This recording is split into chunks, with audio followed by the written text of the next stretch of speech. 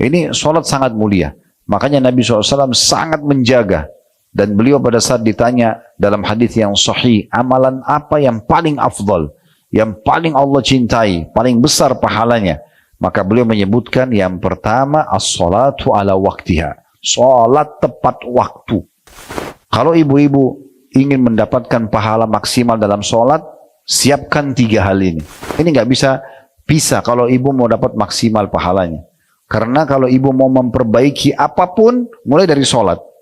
Apapun, mau perbaiki urusan akhiratnya, hubungannya sama Allah, memperbaiki urusan dunianya, sholatnya dulu. Kalau sholat sudah baik-baik semuanya itu. Bismillahirrahmanirrahim. Dengan mengetahui dan coba merenungi besarnya dan agungnya sholat itu. Satu-satunya ibadah yang diterima oleh Nabi SAW sebagai perintah dari Allah, yang diterima di langit hanya sholat. Semuanya diterima di bumi. Puasa, jihad, bakti sama orang tua, haji, pokoknya semuanya. Selain sholat, itu Jibril datang alaihissalam ke bumi lalu menyampaikan kepada Nabi SAW. Khusus sholat, ini beda. Satu-satunya ibadah. Nabi SAW diharuskan untuk melakukan perjalanan Isra dan Mi'raj. Perjalanan dari Mekah, Masjidil Haram ke Masjidil Aqsa di Palestina, yang kita sudah tahu dalam surah Isra, surah nomor 17 dalam Al-Quran, bicara di ayat pertamanya tentang masalah perjalanan mulia itu. Kemudian Nabi SAW dalam perjalanan tersebut diperlihatkan berbagai macam siksa kubur, diperlihatkan tentang masalah surga dan neraka. Kemudian beliau dipertemukan dengan ruh para nabi-nabi di Masjid Aqsa dan sempat mengimami mereka sholat dengan hikmah Allah Subhanahu Wa Taala. Lalu Mi'raj ke langit, bertemu dengan nabi-nabi lagi di langit pertama sampai langit ke-7, dan sampai akhirnya tiba di Sidratil Muntaha, kemudian menerima perintah sholat. Awalnya sholat itu diperintahkan 50 waktu. Ya, ini kita bisa bayangkan ibu-ibu sekalian, kalau 50 waktu artinya kurang lebih per 10 menit azan, ya, atau bahkan kurang dari itu. Oleh karena itu waktu Nabi SAW naik dan menerima perintah 50 sholat ini, di langit ke-7 itu ketemu dengan Nabi Ibrahim AS. Nabi Ibrahim tidak bicara apa-apa setelah menerima perintah sholat. Kalau kita bicara hadis tentang Isra Mi'raj ini panjang sekali. Karena ada pembicaraan antara Nabi SAW dengan Nabi-Nabi di 7 lapis langit tersebut.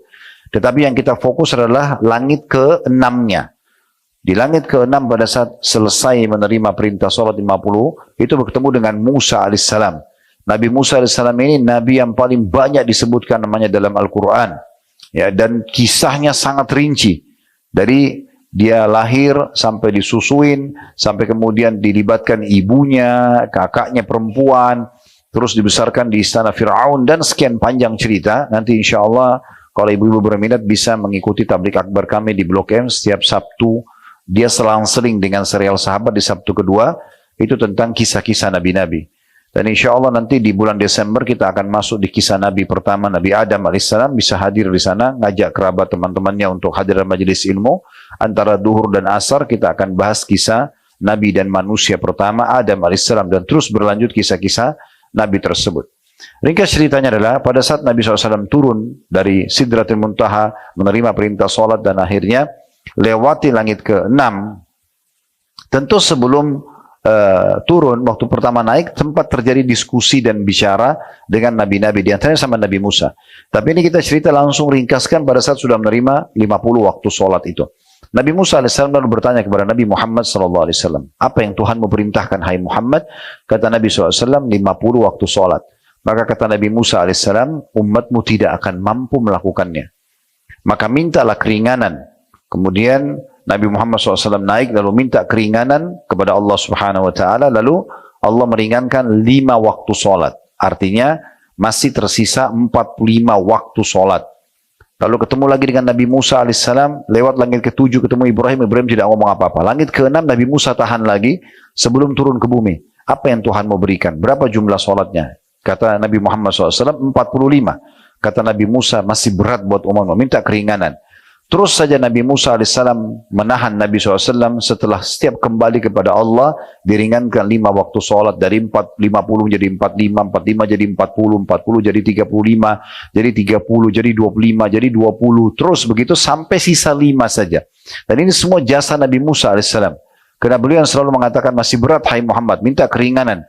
Sedangkan sudah sisa 5 saja, kayak sekarang, subuh sampai isya yang sudah kita ketahui, waktu Nabi Musa bertemu lagi dengan Nabi Muhammad, maka ditanya, sisa berapa? Kata Nabi Muhammad SAW, 5 waktu sholat. Nabi Musa masih mengatakan, masih berat buat umatmu. Minta keringanan lagi. Maka kata Nabi Muhammad SAW dalam perkataan yang masyhur, saya sudah malu dengan Tuhanku. Ya, akhirnya Allah pun berfirman pada saat itu kepada Nabi Muhammad SAW, sungguhnya dia 5 waktu sholat, tapi mendapatkan nilai 50 waktu sholat. Karena semua amal soleh dalam Islam akan dilipat gandakan menjadi 10 kali lipat. Sebagaimana Allah berfirman, man ja'a bil hasanati falahu asyru amsalihha. Siapa yang melakukan satu perbuatan amal saleh, maka akan dilipat gandakan menjadi 10 kali lipat. Semua, apapun yang ibu-ibu lakukan, dari kebaikan-kebaikan, maka akan dilipat gandakan 10 kali lipat. Ya, nilainya. Makanya Nabi SAW misalnya contoh berbicara tentang puasa 3 hari setiap bulan. Puasa Iyamul Bid. Kata Nabi SAW, puasa 3 hari setiap bulan pahalanya setahun. Bagaimana nilai setahunnya? Ulama merincikan. Karena 3 hari dalam 1 bulan, setiap amal soleh dilipat gandakan 10 kali lipat. Berarti 1 hari puasa sama dengan 10 hari puasa pahalanya. Jadi kalau puasa 3 hari setiap bulan atau Yamul Bid, mendapatkan 30 hari pahala puasa. Kalau begitu terus setiap bulan, Ramadan termasuk pasti kita akan puasa. Maka sama dengan pahala setahun. Nah, itu yang dimaksudkan. Karena dilipat gandakan menjadi 10 kali lipat. Allah Subhanahu wa ta'ala maha mulia, maha dermawan, ya. Sangat suka memberikan yang terbaik kepada hamba-hambanya. Allah tidak akan pernah, ibu-ibu sekalian, kita minta 1 dikasih 1. Tapi Allah akan memberikan berlipat-lipat ganda dari apa yang kita berikan dan apa yang kita lakukan dari ketaatan kepada Allah Subhanahu wa ta'ala. Ini sholat sangat mulia. Makanya Nabi SAW sangat menjaga. Dan beliau pada saat ditanya dalam hadis yang sahih, amalan apa yang paling afdal, yang paling Allah cintai, paling besar pahalanya, maka beliau menyebutkan yang pertama, as-salatu ala waktiha. Salat tepat waktu. Jadi kayak tadi, tepat waktu salatnya, gitu ya. Makanya tadi waktu kami mau ke sini, begitu kita pertimbangkan tidak sempat keburu salat. Ini kalau kami salat di masjid yang kami temukan di jalan, supaya tidak ketinggalan awal waktu, gitu kan. Karena memang awal waktu ini mahal sekali. Kalau ibu-ibu ingin mendapatkan pahala maksimal dalam salat, siapkan 3 hal ini. Ini maksimal pahalanya. Tepat waktu, azan tinggalkan semua aktivitas. Udah, sholat. Dan wudhunya itu sudah dilakukan sebelum azan. Sehingga tidak ketinggalan sholat qobliyah, tidak ketinggalan doa antara azan dan iqamah yang mustajab, tidak ketinggalan takbiratul ihram pertama imam. Karena mulai imam Allahu Akbar, mulai malaikat catat pahala. Ya. Kalau orang datang nanti imamnya sudah waladhdallin, beda pahalanya dengan orang yang ikut dari awal, karena ada iftitah, ada awal al-fatihah. Beda pahalanya orang yang dapat 4 rakaat duhur dengan orang yang cuma dapat 3 rakaat berjamaah. Walaupun nanti dia bisa sambung 1 rakaat lagi setelah salam, tapi akan beda pahalanya orang dengan orang yang mengerjakan dari awal waktunya. Jadi dia tepat waktu. Dan yang kedua, tepat gerakan. Harus sesuai dengan gerakan yang diajarkan oleh Nabi alaihi salatu wassalam. Dan beliau mengatakan, sallu kama ra'aitumuni usolli. Salatlah kalian sebagaimana kalian melihatku salat. Dari takbiratul ihram, dari ruku, dari i'tidal, bangun dari ruku, sujudnya, duduk di antara 2 sujud, kemudian duduk pada saat mau berdiri ke rakaat kedua, duduk istirahat dulu sejenak, kemudian berdiri ke rakaat kedua. Begitu terus sampai salam, semuanya harus sesuai yang dicontohkan oleh Nabi alaihi salatu wassalam. Dan ini tidak boleh keliru, ya, ini harus betul-betul sesuai dengan apa yang beliau ajarkan. Jadi tidak boleh kita mengarang-arang. Begitu juga, ya, kita harus betul-betul selain tepat waktu, tepat gerakan, dan ini tidak boleh tergesa-gesa, karena salah satu yang membatalkan sholat kalau terburu-buru dalam gerakan sholat. Makanya Imam Bukhari rahimahullah menghususkan bab musi'us sholat, bab tentang orang yang buruk sholatnya. Kejadian seorang sahabat, karena dia buru-buru ingin duduk hadiri majelis Nabi SAW, lalu sholatnya buru-buru sekali, ruku sujudnya cepat sekali. Maka setelah salam, dia datang ke hadapan Nabi SAW, Nabi mengatakan, kembalilah, ulangi sholatmu karena kau belum sholat. Maka orang itu ulangi lagi. Ternyata gerakannya sama juga, buru-buru. Memang sudah begitu cara dia sholat. Dia begitu kembali, Nabi ulangi lagi mengatakan, kembalilah, ulangi sholatmu karena kau belum sholat. Orang itu kembali lagi ulangi, ternyata sama juga. Dia juga masih buru-buru. Sampai beberapa kali Nabi suruh dia mengulanginya sampai dia mengatakan, ya Rasulullah, saya tidak tahu selain ini, tolong ajarkan saya. Barulah Nabi SAW sampaikan, ya. Barulah Nabi SAW menyampaikan, kalau ya sesungguhnya kalau kau ingin sholat maka tegakkanlah tubuhmu dengan tenang, ya. Kemudian setelah tenang, baru kemudian bertakbiratul ihram, baru dengan tenang. Dan tata caranya semua jari-jari kita rapat menghadap ke depan, ya, semuanya rapat, jangan direnggangkan, dan ini sejajar dengan pundak atau sejajar dengan kuping. Bisa seperti ini atau seperti ini, naik sedikit. Mata dibuka dan menghadap ke tempat sujud, ya, tidak boleh menutup mata, ya. Karena Nabi SAW mengatakan dalam sebuah hadis, kalau Allah akan terus memandang mata seorang hamba selama matanya menghadap ke tempat sujudnya, ya. Kemudian setelah menghadap ini semuanya menghadap ke depan, mata menghadap ke tempat sujud, tubuhnya dan tulang belakangnya ruasnya semua tegak, kemudian baru takbiratul ihram, ya. Bisa dengan dua cara. Dia gerakan dulu, ibu mengangkat tangan kemudian meletakkan ke dadahnya, baru bilang Allahu Akbar, atau ibu bersamaan Allahu Akbar. Dua-duanya bisa. Kalau saya lebih sering, apalagi kalau jadi imam, ya, itu lebih tepatnya gerakan dulu baru ucapan, supaya makmumnya tidak mendahului imam. Jadi misalnya meletakkan dulu baru bilang Allahu Akbar. Kemudian begitu juga pada saat ruku. Ruku dulu baru mengatakan Allahu Akbar. Bangun dari ruku atau i'tidal dengan sangat tenang dulu, gerakan baru bilang Sami Allahu liman hamidah.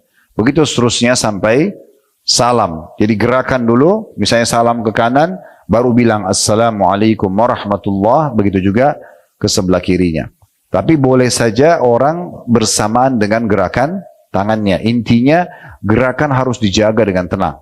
Jadi ini standar gerakannya, jangan diubah-ubah. Takbiratul ihram seperti ini, pada saat mau ruku juga sama.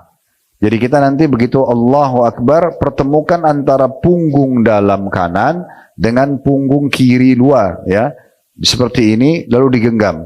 Atau bisa mempertemukan pergelangan kanan dengan pergelangan kiri. Misalnya seperti ini. Dua-duanya lalu diletakkan di awal dada. Ini yang disebutkan dalam hadis yang sahih. Jadi Allahu Akbar diletakkan di sini atau digenggam seperti ini. Mata tetap dibuka. Kalau sholatnya sholat sir, kecilin suara, duhur dan asar, dikecilin bukan dihilangin suara, tetap bersuara cukup yang kita dengar. Jadi mata terbuka, ruas tubuh tulangnya tegak, kemudian tetap mengeluarkan suara. Misalnya Allahu Akbar. Kemudian mulai baca iftitah yang kita dengar sendiri, Al-Fatih juga begitu. Jadi jangan hilangin suara. Kalau ibu sudah tutup mata, bacain dalam hati, ruangannya gelap, ini tidur. Ya.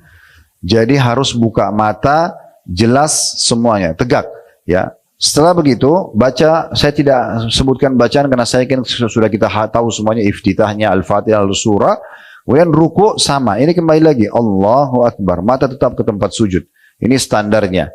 Kemudian ruku dan usahakan punggung ibu itu rata.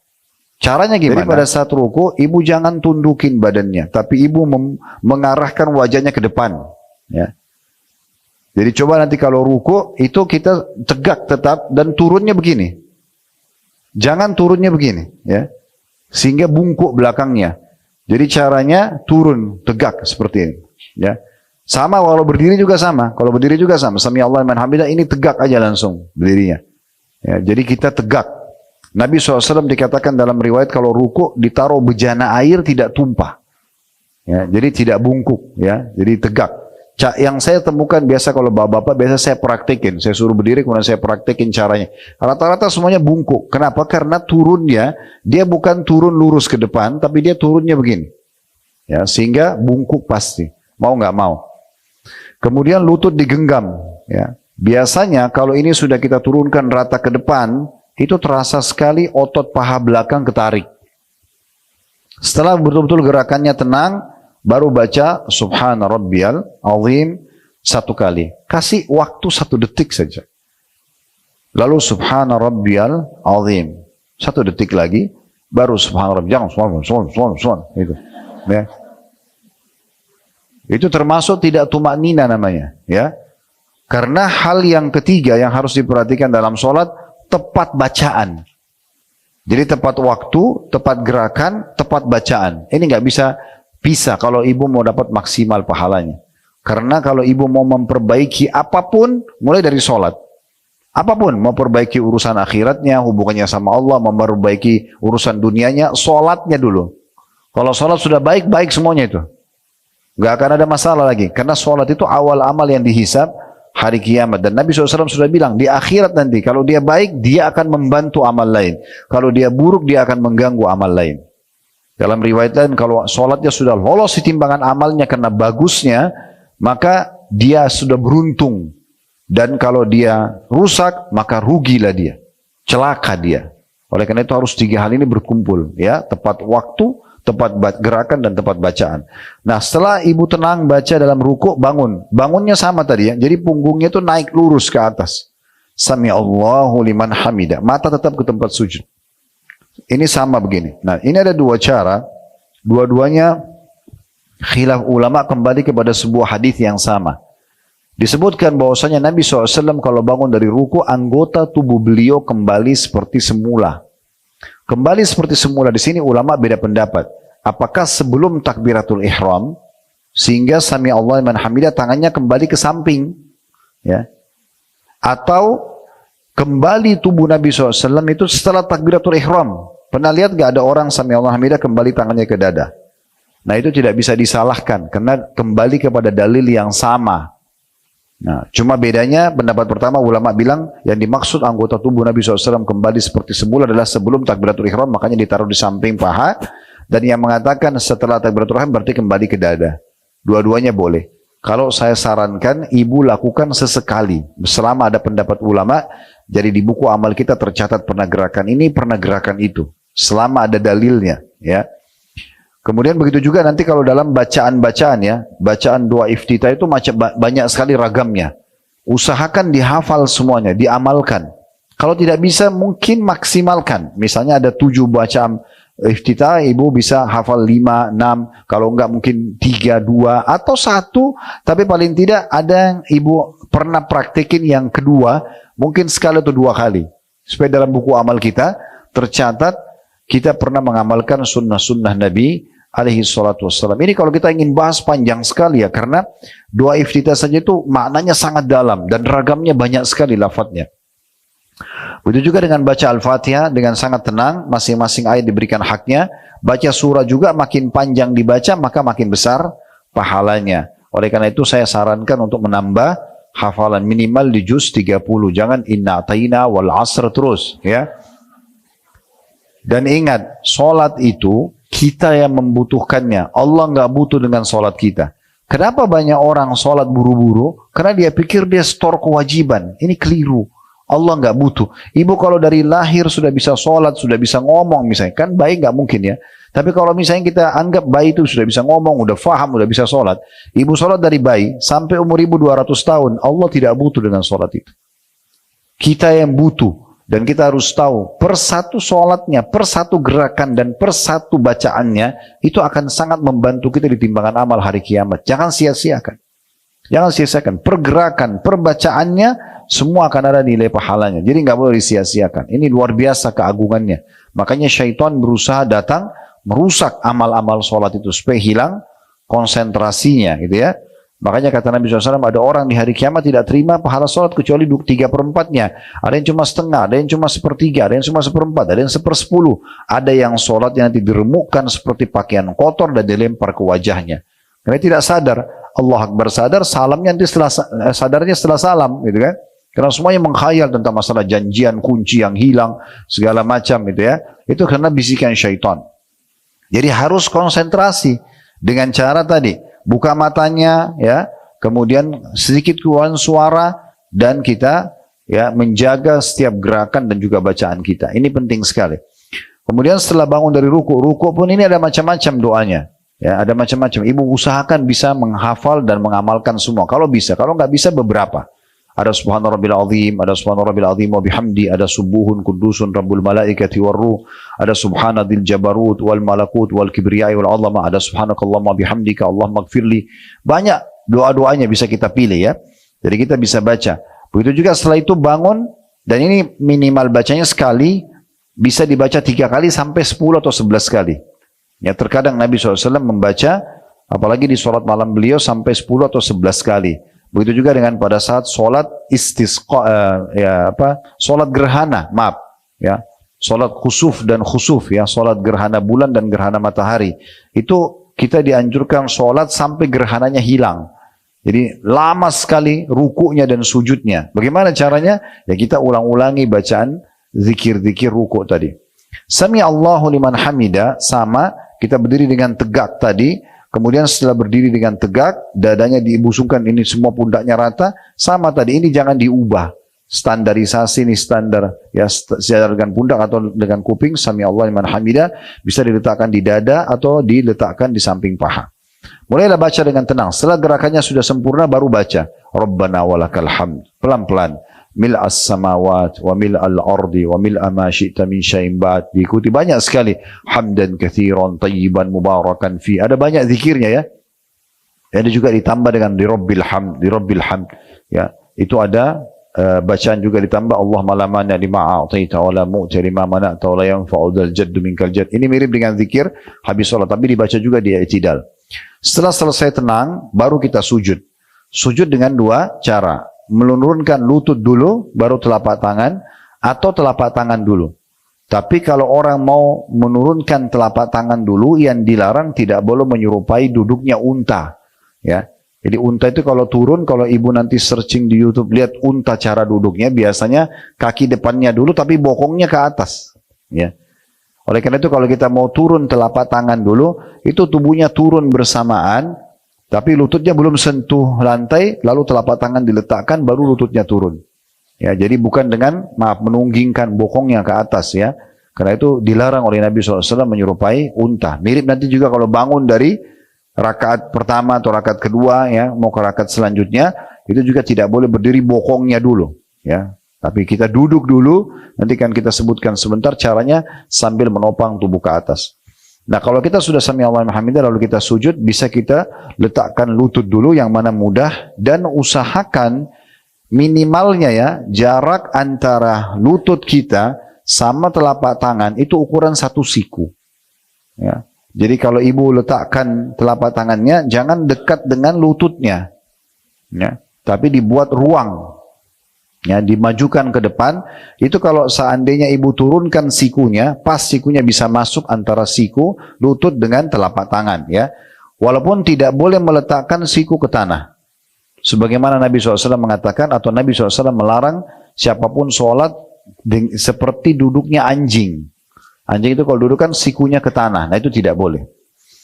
Kemudian juga sunnah Nabi SAW adalah melebarkan sedikit sikunya, terutama kalau lagi sholat sendiri, ya dilebarkan sedikit saja. Ya. Tapi kalau sholat berjamaah sesuai dengan kondisi dan keadaan. Kemudian juga pada saat ibu meletakkan lutut sudah turun misalnya, kemudian meletakkan telapak tangan. Ingat telapak tangan semuanya harus jari-jarinya rapat, diletakkan. Ya. Kemudian wajahnya ke depan sedikit, ya, bukan dekat jari-jari ya. Jadi tetap ini nanti. Walaupun kita sujud, dia berada sejajar dengan pundak. Mirip dengan takbiratul ihram. Bagaimana wajah kita lebih di atas, maka pada saat kita letakkan telapak tangan, wajahnya pun maju ke depan. Bisa ditangkap ini ya? Ya, kemudian mulai setelah sujud, barulah baca. Ingat, sujud, kata Nabi SAW, aku diperintahkan sujud dengan 7 anggota tubuh. 1 itu, dahi sama hidung. Jangan alasan, Ustaz, hidung saya pesek, Ustaz, tidak ada. Itu nggak ada urusan. Ini ciptaan Allah, ya. Tetap bisa, tetap harus dahi sama. Jadi nggak boleh orang itu dahinya yang sujud, hidungnya enggak. Itu nggak bisa. Itu berarti tidak sempurna sujudnya. Jadi turun dahi sama hidung 1, kemudian 2 telapak tangan, berarti 1 ini 2, 3.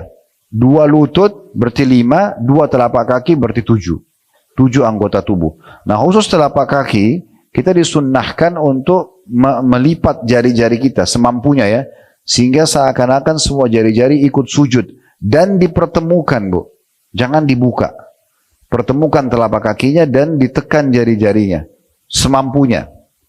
Ya. Setelah selesai, gerakannya sudah sempurna, baru mulai. Subhana rabbiyal a'la. Kasih jedah 1 detik, itu khusyuk. Ya. Subhana rabbiyal a'la. Baru kemudian subhana rabbiyal a'la. Ini juga sama. Bacanya cukup banyak. Ada 6 atau 7 bacaan. Bisa dipilih tentunya. Saya bilang tadi saya nggak masuk ke situ karena ini bahasnya panjang sekali. Saya pernah membahas bab sholat ini dalam daurah 3 hari baru bisa habis. Ya kita ringkasin dalam 1 jam ini nggak mungkin gitu ya. Jadi memang ini saya sebutkan secara globalnya. Setelah selesai sujud dengan tenang, duduklah di antara 2 sujud dengan cara tubuhnya juga dinaikkan dengan tegak, matanya lihat ke tempat sujud, duduk di antara 2 sujud ya. Kemudian ujung jari-jarinya berada di ujung pahanya.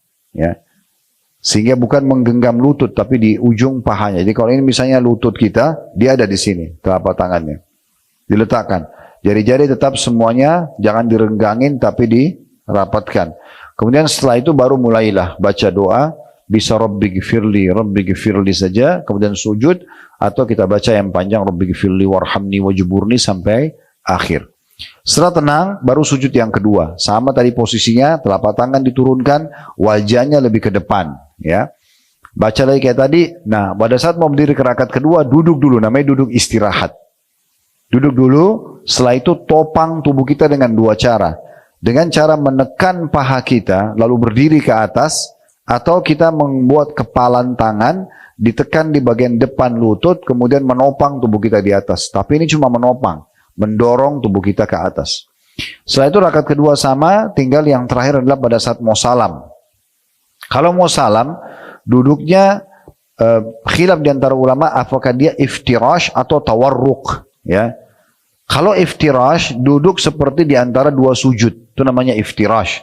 Karena ibu menjadikan telapak kaki kirinya didudukin. Telapak kaki kanannya berdiri. Itu namanya duduk iftirash. Kalau duduk tawarruk, warak, itu artinya bokong. Jadi seperti kalau tahiyat terakhir biasa orang, bokongnya yang turun, ya duduk kemudian telapak kanannya berdiri, ya kaki kanannya. Nah di sini khilaf di antara ulama. Kalau Imam Syafi'i rahimahullah mengatakan, di semua rakaat terakhir yang akan salam, apakah 1 rakaat, misalnya kayak witir, rakaat terakhir, 1 rakaat, atau 2 rakaat subuh, ataupun lebih daripada itu. Intinya di rakaat terakhir semuanya duduknya tawarruk. Semua duduknya tawarruk. Semua duduknya pakai bokongnya. Yang penting sudah mau salam, walaupun 1 rakaat. Kalau Imam Ahmad mengatakan bukan seperti itu. Ya, selama masih kurang dari 3 rakaat, 1 rakaat atau 2 rakaat saja, duduknya iftirash. Duduknya iftirash, ya, atau duduknya seperti di antara 2 sujud. Dan ini khilaf di antara ulama. Artinya kita bisa memilih mana yang lebih mudah buat kita. Seperti itulah. Kemudian setelah baca atau tinggal kita tambahkan juga khilaf di antara ulama kapan mengangkat jari di tasyahud. Ada yang mengatakan nanti pada saat syahadat asyhadu an la ilaha illallah seperti umumnya kita tahu. Ada juga yang mengatakan diangkat dari awal. Dari at-tahiyatu lillah wassalawat sudah diangkat jarinya. Ini khilaf di antara ulama dan kita boleh pilih salah satunya. Kemudian setelah selesai membaca semuanya, salam.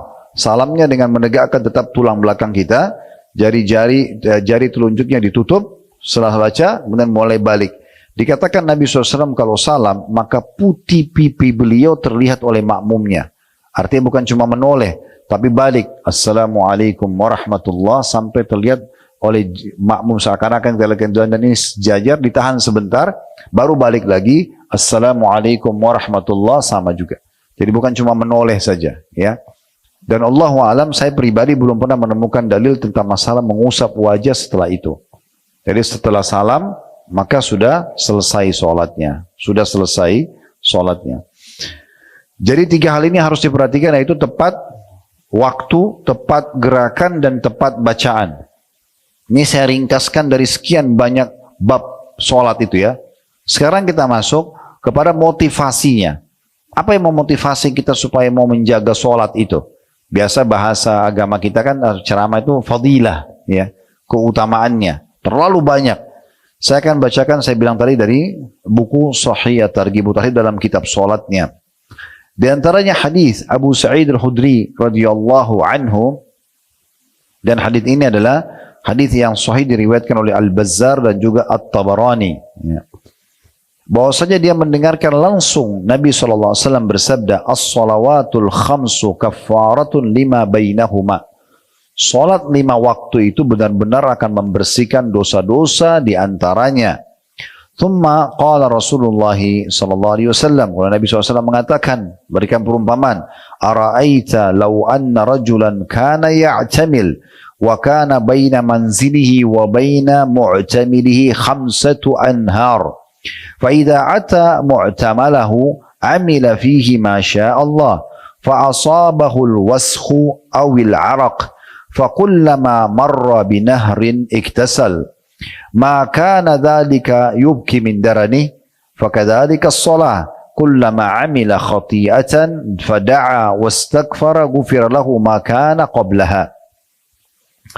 Kata Nabi SAW, bagaimana menurut kalian jika ada orang yang bekerja dan antara rumah dan tempat kerjanya ada 5 sungai yang dilewatin. Ini rumahnya, itu tempat kerjanya. Ada 5 sungai di antara rumahnya dan tempat kerjanya.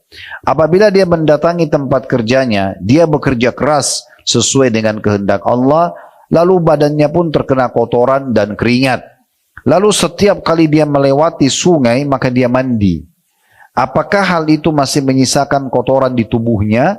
Tanda tanya. Artinya, dari tempat kerjanya, Bu, dia ada 5 sungai ke rumahnya. Tadi waktu dia pergi dia nggak mandi. Tapi begitu sudah keringatan, sudah kotor, dia pulang ada 5 sungai. Dia mandi di sungai pertama, setelah bersih, dia mandi lagi sungai kedua, bersih, sungai ketiga, bersih, sungai keempat, bersih, sungai kelima, bersih. Baru tiba di rumahnya. Nabi tanya, apakah dengan 5 kali mandi di 5 sungai ini, masih ada kotoran tubuhnya? Tanya, tentu kita sudah tahu jawabannya, nggak mungkin ada kotoran. 1 kali mandi aja sudah bersih, apalagi 5 kali. Maka kata Nabi SAW, begitulah sholat.